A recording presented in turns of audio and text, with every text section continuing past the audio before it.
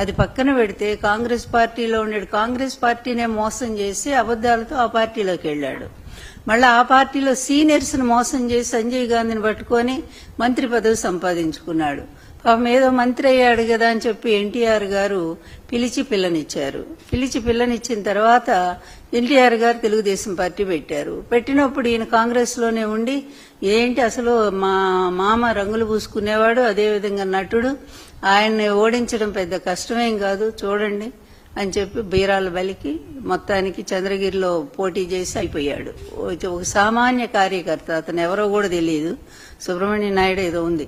ఆయనకి Telugu Desam party seat ఇస్తే ఆయన చేతిలో ఘోరంగా ఓడిపోయి అక్కడి నుంచి కుప్పం బారిపోయాడు. తర్వాత కాంగ్రెస్ పార్టీని తెలుగుదేశంలో పార్టీ రావటానికి ఓ పెద్ద డ్రామా నడిచింది.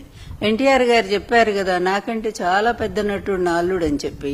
అది వాస్తవం. ఈయన వివిధ విశ్వరూపాలన్నీ కూడా మనం చూస్తానే ఉన్నాం. ఇప్పుడు కూడా కళ్ళకు కట్టినట్టు ఎన్ని డ్రామాలండి.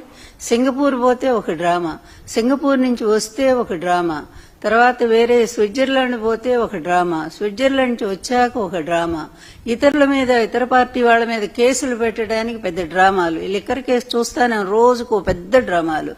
ఆస్కార్ అవార్డు ఇచ్చేంత స్థాయిలో ఈ రోజు చంద్రబాబు నాయుడు గారు, అతని కొడుకు నటన ఇంకెందుకులేండి, అంత అద్భుతంగా అంత సహజంగా నటిస్తా ఉన్నారు వాళ్ళు.